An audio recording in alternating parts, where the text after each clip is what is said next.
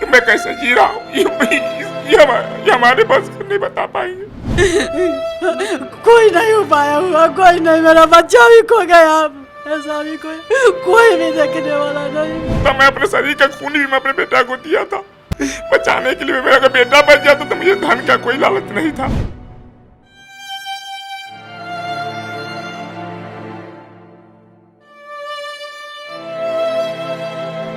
माँ जब बच्चे को जन्म देती है तो मर के देती है, उसकी दूसरी जिंदगी होती है जब वो बच्चे को जन्म देती है। के लिए मुझे दूर दूर बेचना पड़ेगा, बेच देंगे, हम न्याय लेके छोड़ेंगे बच्चे के लिए। मेरे बच्चे पल पल मैं उस बच्चे को ब्याह नहीं कर सकता हूँ। मेरे बच्चे समाज से पूछा जाए, इस इलाके से पूछा जाए, मेरे बच्चे हर मिनट मौत से ही मरा है। या तो कोई पुलिस मेरे सहयोग नहीं कर रही है। हॉस्पिटल में गया, हॉस्पिटल डॉक्टर से मैनेज कर दिया, करके बारात ले गया, दुश्मनी करके छल करके बच्चा को गब्बर सिंह से गोली मरवा दिया। बेटा मेरा लिख के दिया, बाद में ये भी लिख के दिया, देश के प्रधानमंत्री तक लिखा कि मुझे मृत्यु देने का आप मुझे कृपा करें, मैं इस हर मिनट में मर के नहीं जी पाऊंगा। आपसे कोई आया मिलने के लिए? कोई मीडिया वाले आए थे? आज फर्स्ट दिन है जो आपने मेरे यहाँ पाए हैं। ये लोग एंटी सोशल आदमी है, घर से निकलने से भी सोचना पड़ता है। हम 10 महीने से मैं घर में हूँ, कभी भी हम लोग पर हमला हो सकता है। 8 महीने के बाद एप्लीकेशन का एक पेपर मिलता है। मिला, वो भी पेपर नहीं मिला। मुझे कहा गया कि आप फोटो खींच लिया जाए, मैं पेपर नहीं दे सकता हूँ। नमस्कार, मैं विकास सिंह और आप देख रहे हैं देशवा न्यूज। इस वक्त हम वैशाली जिले के लालगंज थाना क्षेत्र के पोजिया में हैं और यहाँ आने का हमारा एक खास मकसद था।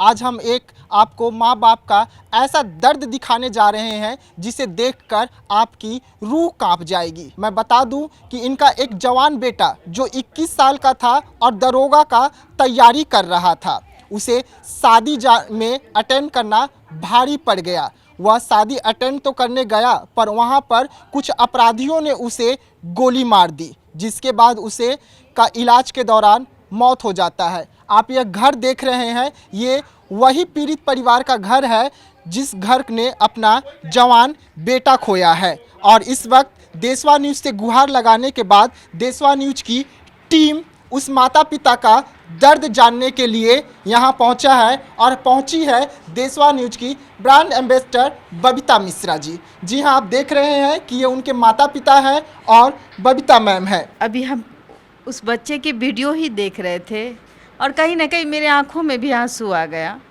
कि समाज में अगर इस तरीके की घटनाएं हो तो माँ बाप पे क्या गुजरता है, शायद माँ बाप ही बेहतर जाने। एक जिंदा लाश है वो आज के डेट में, और समाज जो है या हमारे पुलिस प्रशासन का जो रवैया है कहीं ना कहीं ये दर्शाता है कि ये इनके साथ नाइंसाफ़ी हुई है। मैं बता नहीं सकती, लेकिन इनकी आप बीती सुनने के लिए आज आप तक देशवा न्यूज़ इनकी आप बीती, इनके बच्चे के साथ जो घटना घटी वो महज एक घटना था या सोची समझी साजिश या पुलिस प्रशासन की अनदेखी। मैं आप बीती इनके जुबानी सुनाना चाहूँगी ताकि दुनिया जो है वो देखे कि क्या सच्चाई है। और थाना हमारे जो हैं, थाना जो होती है वो थाना कैसे अपने कामों में, मतलब कहते हैं ना, अपने कामों में कितनी उत्सुकता दिखाती है, कैसे अपराधियों को पकड़ती है या नहीं पकड़ती, या फिर उसको एक एक्सीडेंट करार दे दिया जाता है अज्ञात के रूप में, जबकि थाना को भी इल्म है इस बात का। इसके पिता के द्वारा सुनना चाहेंगे, इनकी माता हैं उस बच्चे की जो आज इस दुनिया में नहीं है। कारण क्या है, इनकी आप बीती इनके जुबानी आप सुनिए क्या हुआ था। दूरा पर से बाबू को ले गया और गोली मार के हॉस्पिटल में भर्ती किया और कहा कि अपराधी ने मार दिया, मारा गोली वही, और बच्चा को छोड़ के चल गया। हम लोग पटना लेके गए बच्चा को, वहाँ ऑपरेशन करवाए, वहाँ से लेके आए तभी कोनो नहीं आया देखने। मार के सब कहा सबको कि हम तो 5 लाख 20 लाख रुपया देते हैं, ऐसे करते हैं। आता है सब थाना में पैसा दे के थाना मैनेज कर दिया।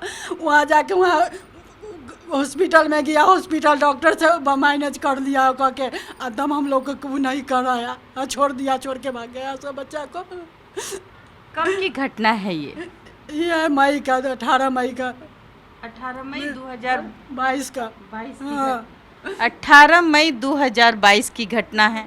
कोई नहीं हो पाया हुआ, कोई नहीं, मेरा बच्चा भी खो गया, ऐसा भी कोई भी देखने वाला नहीं मेरा। क्या हुआ था असल में उस रात?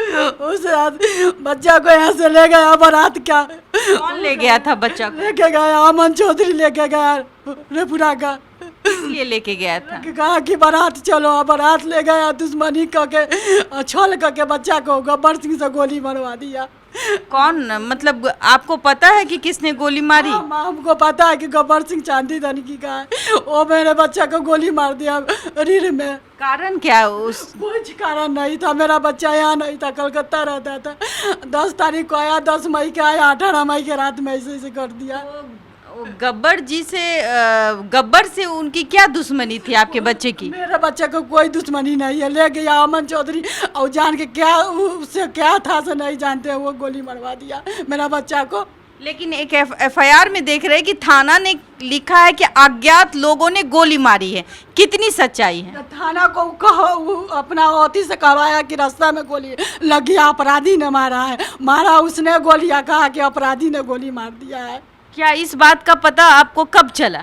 और 2-4-5 दिन के बाद चला, जो बच्चा माने वो हुआ, तब बच्चा को धमकी दिया कि तुम कहना नहीं कि हमको रास्ता वहाँ मारे हैं गोली, बोलना कि रास्ता में गोली मारे हैं।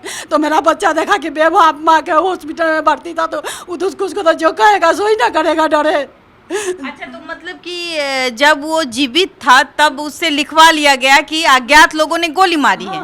बच्चे, जीते जी बच्चे ने कहा कि अपराधियों ने गोली मारी है, लेकिन उसने नाम नहीं लिया किसी का। नहीं, ओकरी नाम नहीं लेने दिया। जखनी थाना आया पूछने, हम लोग माँ बाप थे तो पूछता ना कि कहाँ हुआ, कैसे हुआ, हम लोग पूछे तो कहा कि सारा चीज़ हो गया, एफआईआर हो गया। जाने बच्चे ने आपको क्यों नहीं बताया कि माँ हमको किसने गोली मारी है?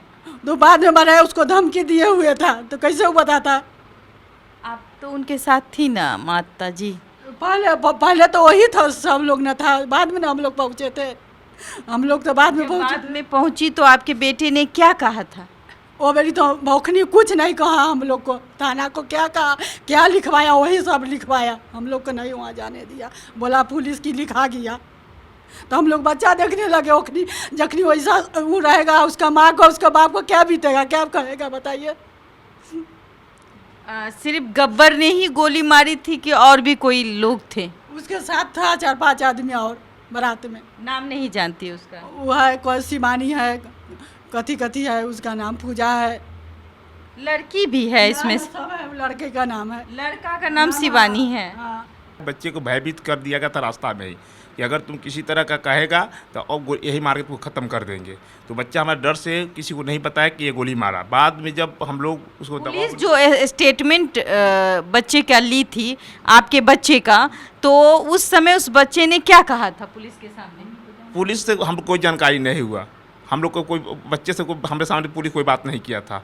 पुलिस से हम बात किए थे। अच्छा। हमने कहा कि सर क्या स्टेटमेंट, बोला स्टेटमेंट हो गया, आप टेंशन मत, बच्चे को आप बढ़िया इलाज कराइए आप। अच्छा। पुलिस सिपाही और कोर्ट कचहरी कल हो जाएगा, कोई बात नहीं, बाद में कर लीजिएगा, पहले आपके बच्चे जवान बच्चे हैं, बच्चे को कीजिए आप कोशिश। बच्चे को छोड़ने पोजीशन नहीं था, और हमने 6 महीना लेकर के पटना दिल्ली सब जगह घूमा, लास्ट में मेरे बच्चे को लखनऊ में उसका देहांत हो गया। अच्छा, एक बात बताइए कि आपने एफआईआर देखा ही नहीं? हम पुलिस का एफआईआर नहीं देखा। आज जो पुलिस जो हमें कागज दिया है, कब कागज मिली आप? हमको बच्चे के देहांत होने के बाद हमको जनवरी महीना में मिली कागज। मौत कब हुई थी बच्चे की? 8 नवंबर 2022 को। गोली कब लगी थी? 18 मई 2022 को। अच्छा, एक बात बताइए आप हमें, आप थाने गए थे? हाँ, थाने खुद गए थे हम। थाने में क्या कहा जाता था? थाना हमको बोलता था कि ठीक है ना, आप आइए ना, देखते हैं। फिर बाद में कहने लगा कि यह केस जो है से मुजफ्फरपुर जिला मुजफ्फरपुर पड़ता है, थाना सरिया पड़ता है, आपको सरिया थाना जाना होगा, वहाँ एफआईआर होगा। बाद में हमको कहने जब सरैया थाना जाते थे तो वो कहा कि उसका बयान हाजीपुर हुआ है, नगर थाना आपको हमारे यहाँ भेजेगा। मतलब ये कि ये मामला 2 थानों के बीच फंस गई। ये हमको सरैया थाना बोला कि हमको बाई कोर्ट या बाई पोस्ट मुझे थाना भेजेगा, उस आधार पर हम आपका FIR करेंगे। इसके चलते मैंने कम से 10 बार गया थाने के ऊपर में, फिर लास्ट में होकर के हमको जब कहीं रास्ता तो हमने छोड़ दिया, क्योंकि मेरी परिस्थिति बहुत ख़राब थी, मेरे पास खाने के लिए पैसे नहीं था, तो हमने रोज़ कहाँ 100-200 रुपया खर्च करते हम बियर कर सकते आने और जाने में, तो हमने लास्ट में छोड़ दिया था। हमने बैठ गए थे, जैसे हमारे पास सरकार की बाहर की चीज़ थी। अच्छा, एक बात बताइए, जब आप को पता चला कि FIR कुछ और है, तब आपने क्या किया? FIR के तब मैंने जब हमको तब उसके बाद मैं कोर्ट के शरण में लिया हूँ। अभी उस समय वहाँ के थाना अध्यक्ष कौन थे? हाजीपुर थाना अध्यक्ष है, उनका नाम है सुबोध कुमार। हाँ, सुबोध कुमार। और सरैया के थाना अध्यक्ष कौन थे? वो JP सिंह थे, जयप्रकाश सिंह। अच्छा, बस इन दोनों के ही चक्कर में आप पीसते चले गए कहीं ना कहीं। इन दोनों थानों के चक्कर में एक अधेड़ उम्र का बाप, एक अधेड़ उम्र की माँ अपने जवान बेटे के याद में बस पीसती चली गई। सवर्ण समाज में तो लोग कहते हैं कि एक दूसरे को बहुत हेल्प किया जाता है, और आपने कहा अभी कि बीजेपी से आप कहीं ना कहीं बीजेपी से आपका रिश्ता भी है, तो फिर क्यों नहीं आपको हेल्प मिली? अब मेरी दुर्भाग्य थी। मैंने संपर्क किया सुरेश जी शर्मा, जो भी हमारे अभी कहते हैं कि हम भूमिहार का बहुत बड़े नेता है, पूर्व मंत्री रह चुके हैं। धर्मवीर शुक्ला यहाँ के जो बड़े नेता हैं। उसके बाद आपको अजीत कुमार जो पूर्व मंत्री थे, मैंने उनसे संपर्क किया। उस समय आज आप रोने क्या कहूँ मैं आपकी, एक बाप के आंखों में ऐसी आंसू देखकर मुझे लगता है कि बाप भी रोता है। ये बाप कहाँ नहीं गया होगा, ये पिता अपने बच्चे के लिए कहाँ भीख नहीं मांगा होगा। आज आप तक हम ये बात पहुँचाना चाहते हैं कि चाहे वो सवर्ण समाज हो, चाहे वो दलित समाज हो, सच्चाई क्या है? सच्चाई है, जितनी बात लोग कहते हैं समाज को, सिर्फ पगड़ी और चोटी भर ही लोगों को रह जाता है। मैंने 20 बार मैंने चेष्टा किया हो, मैं तो इनसे गिरिराज बाबू से संपर्क करने के लिए, सब दिन लोग पिए तक ही मेरी बात रह गई। मैंने बीजेपी के वरिष्ठ नेताओं तक मैंने अपने एक वीडियो जारी किया था, जो वीडियो के माध्यम से सभी नेताओं को मैंने अपना व्हाट्सएप से मैंने भेजा था कि आपकी सहयोग मेरे बच्चे के लिए जीवन बचा देगा। भाई किसी ने न आगे बढ़ के चला, न कभी कोई चल के मुझे फ़ोन किया। मुझे घृणा आ गई इस बीजेपी पार्टी की, लोग मुझे घृणा की दृष्टि से समाज और मैं खुद अपने आप को देखने लगा। आप भूमिहार हैं? हाँ, हम भूमिहार हैं। भूमिहार में एकता होती है? नहीं है, मुझे दिखाई दी कि एकता कुछ नहीं है, एकता सिर्फ पगड़ी और चादर तक ही है। और एक बात मैं जानना चाहूँगी, जब थाना अध्यक्ष नहीं सुनते हैं तो इनके ऊपर भी कुछ लोग होते हैं, DSP साहब होते हैं, SP होते हैं, IG कमिश्नर, आप कहाँ तक गए? मैंने उस समय सेकेंड दिन मैंने DSP साहब को मैंने फ़ोन किया था, मेरे पास DSP साहब का नंबर था। उस समय यहाँ दयाल साहब यहाँ DSP थे, तो हमने उनको फ़ोन किया तो उन्होंने कहा कि आप थाना से बात करो। जब थाना जाते थे तो थाना कहता था कि जो आईओ से बात कीजिए। तो बात करते ही करते मेरे पास इतनी समय नहीं थी कि मैं पुलिस के दौर से मैं अपने बच्चे को बचाने के चक्कर में अपने बच्चे में लगे हुए थे। हमारी SP साहब से कभी मुलाकात हुई? उस समय मैं SP साहब से नहीं मुलाकात हुई। अभी मैं SP साहब से चेष्टा किया था मुलाकात करने के लिए, मैंने मेल के माध्यम से संपर्क किया। मैंने मुख्यमंत्री जी को चिट्ठी दिया, 3 बार मैंने चिट्ठी दिया मुख्यमंत्री की। जो चिट्ठी मेरे पास है, और एक सितंबर की जवाब आई है, एक आई है 13 अप्रैल का जवाब आई है, एक 24 अप्रैल की आई है कि वैशाली पुलिस ने जो नहीं काम करने के लिए मुख्यमंत्री की तरफ से मेरी चिट्ठी आई। भाई आज तक कोई पुलिस मेरे सहयोग नहीं कर रही है। मीडिया भी वही खबर छाप रही है कि आपके 4 अज्ञात अपराधियों ने गोली मारी। हर मीडिया, प्रिंट मीडिया में वो खबर छपी हुई है, तो कितना सच है? इसमें पूरा 100% झूठा है, क्योंकि प्रिंट मीडिया के जो यहाँ के लालगंज के जो छापा गया वो हॉस्पिटल और थाना के कहे हुए बातों पर छपी है। क्योंकि वहाँ आपसे कोई आया मिलने के लिए? कोई मीडिया वाले आए थे? नहीं, आज फर्स्ट दिन है जो आपने मेरे यहाँ आए हैं। मैं देश के प्रधानमंत्री को मैं मेल किया हूँ, मैं गृह मंत्री को मैंने मेल किया हूँ। एक बूढ़ी माँ भी है, दादी, जीते जी अपने पोते को जाते हुए देखी। कष्ट क्या होता है, 85 साल में इन्होंने देखा कि इनका पोता अब इस दुनिया में नहीं है। इस आंगन में खेलने वाला बच्चा अब इस दुनिया में नहीं है। वो मात्र 22 साल का लड़का जो शायद अपनी ज़िंदगी के पड़ाव को पूरा करता, अब वो इस दुनिया में नहीं है। उसको किसी ने गोली मार दी। कितने बच्चे हैं आपके? हमारे 2 लड़के हैं। ये बड़ा था या छोटा? ये मेरा छोटा लड़का था। बड़ा लड़का उस समय मेरा लड़का जैसे पढ़ाई कर रहा था, बीबीए की तैयारी कर रहा था। जैसे आज स्थिति है कि हम लोग को हमारे बच्चे रोड पर आ गए हैं, उनको पढ़ाई के लिए मेरे पास पैसे नहीं हैं। मैंने जो भी जीवन का पैसा कमाई था, पैसा सारा मैं इस बच्चे में लगा दिया हूँ। ये आंसू है उस परिवार का जिसने भी गोली मारी। क्या कसूर था इस परिवार का? सोचिएगा, समझने की ज़रूरत है। आपने बेसहारा किया। आपके गोली मारने से, गोली मारना, किसी का कत्ल कर देना, क्या ये समाज में हो रहे अपराध को कहीं ना कहीं बढ़ावा तो नहीं? क्या हमारा समाज किसी को कत्ल कर देने से वो सुरक्षित हो जाता है कि ये परिवार है? आज इसके घर में खाने के लिए शायद सोचना पड़ता होगा। परिवार, घर, मकान सब बिकने पर है, क्योंकि इसके अलावा भी एक बच्चे हैं, उसकी पढ़ाई नहीं हो रही है। आप क्या करते हैं? हम सदा प्राइवेट नौकरी करते हैं कलकत्ता शहर में। कैसे जी रहे हैं अपने बच्चों से दूर होके?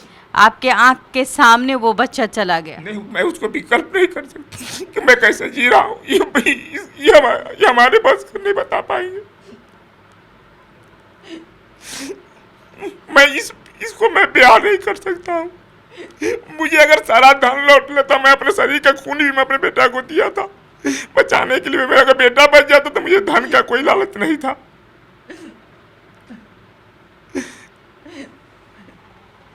एक अफसोस हो जाता है, मैं भी नहीं समझ पाती कि पता नहीं लोग कैसे किसी के बच्चे को छीन लेते हैं। एक इंसान है ये इसकी आंखों का आंसू देख के मेरे भी आंखों में आंसू आ जाता है। क्या कर दिया आपने? नहीं जानती मैं क्या किया, लेकिन आपको, समाज को समझना पड़ेगा। कहता था, पापा हमको खिलाओ, हमको इतना शरीर बना दो कि मेरे लिए पैसे की जरूरत नहीं पड़ेगा नौकरी के लिए। मैं खुद नौकरी कर लूँगा, मैं दरोगा के बनूंगा, मैं देश को मैं सेवा कर। सब पूरा ख्वाहिश यही था। उसका ख्वाहिश था दरोगा बनने का। उनको इच्छा था कि मैं पुलिस में जाऊं, दरोगा बने या कोई भी, मैं पुलिस सेवा करने के लिए तैयारी करता था। आपने तो जन्म दिया है, हम जान रहे हैं इस बात को कि कितनी तकलीफ होती है। एक माँ जब बच्चे को जन्म देती है तो मर के देती है, उसकी दूसरी जिंदगी होती है जब वो बच्चे को जन्म देती है। हाँ, लगता है गाँव से आ रहा है मेरा बेटा, लेकिन क्या करें, दिन आँख में नींद आता है ना रात नींद आता है। मेरा उतना बड़ा बेटा था, गोदी में सोता था, गोदी में रहता था, घर से 1 मिनट मम्मी मम्मी करते हुए रहता था। एक सब छोटा बच्चा रहता था, वैसे लेके रहता था साथ। अब भगवान क्या किया, कैसा हुआ कि मेरा बच्चा छीन ली। अपराधियों का मनोबल इस तरीके से बढ़ा हुआ है। मैं सरकार से आग्रह करती हूँ कि कम से कम अपराधियों पर नियंत्रण होना चाहिए। आपको चिरकुट कब मिला? चिरकुट मेरे बच्चे मरने के बाद मुझे जनवरी महीने में मेरे बच्चे के देहांत हुई है, नवंबर महीना में। मैं क्या कहूँ, मैं कितने मंथ बाद आपको ये थाना से समझिए कि 8 महीने बाद, 8 महीने के बाद एप्लीकेशन का एक पेपर मिलता है। मिला, वो भी पेपर नहीं मिला। मुझे कहा गया कि आप फोटो खींच लिया जाए। मैं ये पेपर नहीं दे सकता हूँ। क्यों? कहा जाता है कि थाना में जब आप FIR दर्ज कराते हैं उसका फोटोकॉपी आपके पास होता है। वो कहे कि नहीं, हम नहीं दे पाएंगे आपको जहाँ जाना है तहाँ जाइए आप। अच्छा, तो फिर आप अब ये लंबी लड़ाई कैसे लड़ेंगे? अपने बेटे को इंसाफ कैसे दिलाएंगे? मैं मीडिया से मैं रिक्वेस्ट कर रहा हूँ, देशवासियों से रिक्वेस्ट करता हूँ कि आप मेरे सहयोग करें और मैं इस लंबी लड़ाई को, मैं बच्चे को न्याय दिवा करके छोड़ूंगा। इसके लिए मुझे दूर दूर बिकना पड़ेगा, बेच देंगे, भाई हम न्याय लेके छोड़ेंगे बच्चे के लिए। अभी आप क्या किए हैं? कोर्ट में केस किया है आपने? हाँ, कोर्ट के सहारा लिया हूँ। अभी कोर्ट क्या डिसीजन देती है, कोर्ट के ऊपर में है। अभी कोर्ट में आपने केस किया है? हाँ, कोर्ट को मैंने, थाना पे आपको अब भरोसा नहीं है? चूँकि FIR नहीं दिया इसलिए हमको सहारा लेना पड़ा FIR के लिए। कि जो मुझे जो बैंक में या जहाँ भी मुझे जाना पड़ता है वहाँ मुझे, या ब्लॉक में जाते हैं तो बोलता है जब तक FIR नहीं, चूँकि FIR नहीं है इसलिए मेरे बच्चे के जो भी कागज़ है वो सब फॉल्स हैं। जब तक मुझे FIR नहीं मिलेगी तब तक उसको मृत्यु घोषित नहीं किया जाएगा। अच्छा, मृत्यु प्रमाण पत्र भी अभी नहीं अवेलेबल हुआ है? मृत्यु प्रमाण पत्र चूँकि यूपी में उनके देहांत हुआ था तो वहाँ से मृत्यु प्रमाण पत्र मिली। भाई मृत्यु प्रमाण पत्र का सब जगह वैल्यू नहीं होती है। प्रशासन कहती है कि आपको सरकारी सुविधा के लिए आपको FIR लगेगी, चूँकि उसमें लिखा हुआ है injured of bullet, present of bullet. आपने डॉक्टर जो लिखा है उसमें लिखा है कि present of bullet, short of bullet, मतलब बुलेट उसमें लगी हुई है। कहाँ लगी हुई थी और वो बुलेट निकली नहीं? उसकी स्पाइनल कोड में लगी हुई थी। स्पाइनल कोड का 4 पोजीशन उसकी लगी हुई थी जहाँ से गोली निकालने की कोई उपाय नहीं थी।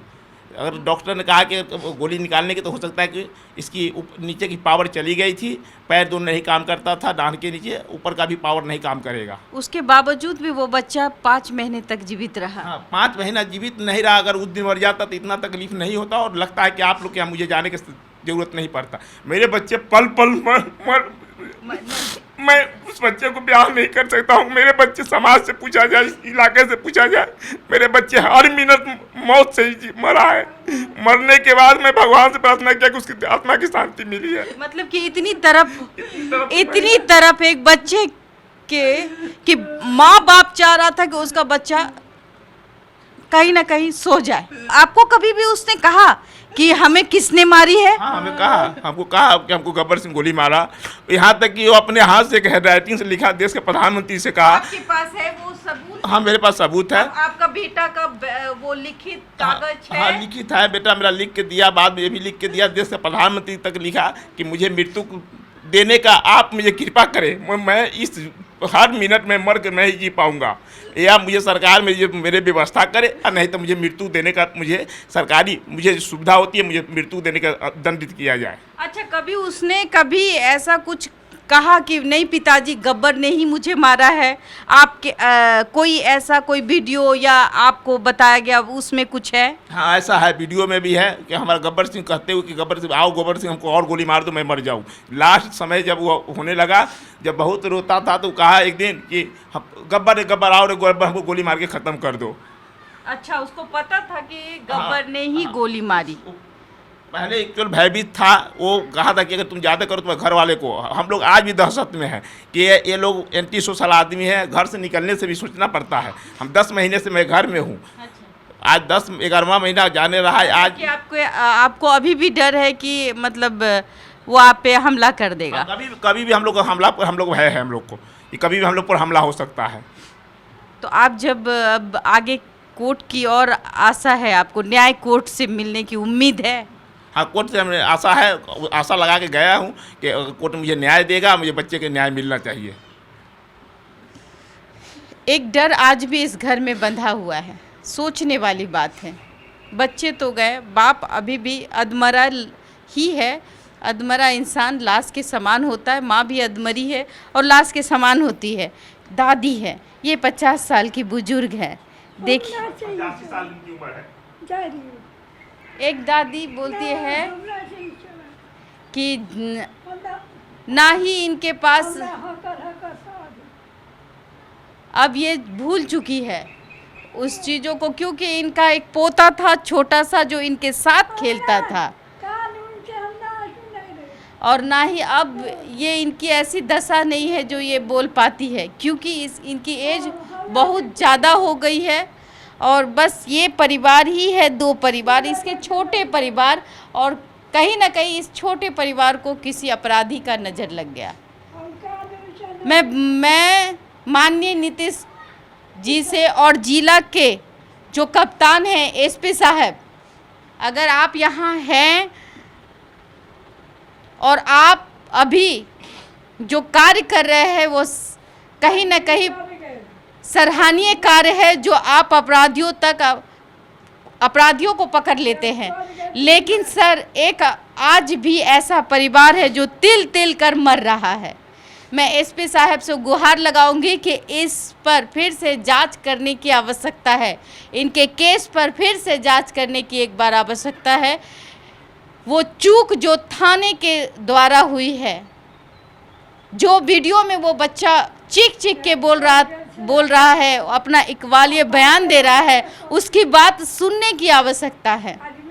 मुझे एसपी साहब से मैं आग्रह करती हूँ, एक बार आप निष्पक्ष जांच करवाइए और इस परिवार को, इस माँ बाप को, अधेड़ उम्र के माँ बाप को जो तिल तिल के मर रहा है उसको न्याय मिले। माननीय मुख्यमंत्री जी से आग्रह करूंगी कि इस परिवार को न्याय मिले। आपको मुख्यमंत्री जी से उम्मीद है कि वो आपके, अगर वो इस देशवा न्यूज के माध्यम से देखे तो आपको न्याय मिलने की उम्मीद है? ऐसा है कि मुख्यमंत्री चाहेंगे या डीजीपी साहब जो अभी आप हमारे यहाँ आए हैं, भट्टी साहब, पुलिस प्रशासन पर मुझे पूरा भरोसा है। भट्टी साहब से मिलना चाहेंगे? हाँ, भट्टी साहब का मैंने मेल भी किया हूँ, मैंने अपने सूचना दिया हूँ मेल के माध्यम से कि मेरे साथ ऐसी ऐसी घटना घटी है। अभी तो कोई इन्फॉर्मेशन नहीं है, और अभी जब उनका अगर आ जाएगा मेल जाने का तो मैं मिलने जरूर जाऊँगा। अच्छा, आप क्या उम्मीद करती है कि आपके बेटे के लिए आप हाँ, इंसाफ के लिए लड़ेंगी? हाँ लड़ेंगे, हाँ इंसाफ चाहिए मेरे बच्चे को, और जहाँ गया था शांति मिलना चाहिए। आप लड़ेंगी ना? हाँ लड़ेंगे, लड़ेंगे, डरेंगी नहीं ना? नहीं नहीं डरेंगे। बस इसी के लिए मैं कहती हूँ कि समाज में कहीं ना कहीं जो अपराध हो रहा है उस पर नियंत्रण होना चाहिए, और इनको इस परिवार को न्याय मिले। अगर जो सच्चाई है उसे उजागर होने की आवश्यकता है, और प्रशासन से अनुरोध है कि एक बार आकर के फिर से इस घर में जांच, इस बच्चे के साथ जो हुआ, आज से 1 साल कुछ दिन में पूरे हो जाएंगे। आवश्यकता है फिर से जांच करने की। आग्रह करूंगी भट्टी साहब से कि इस जांच को फिर से एक बार खोलने की आवश्यकता है, इस केस को फिर से रीओपन करने की आवश्यकता है, ताकि अपराधियों पर नियंत्रण हो पाए। और आज ये घर सहमा हुआ है। सिर्फ खबर दिखाना देशवा न्यूज का मकसद नहीं, देशवा न्यूज की कोशिश है कि समाज की सूरत बदलनी चाहिए।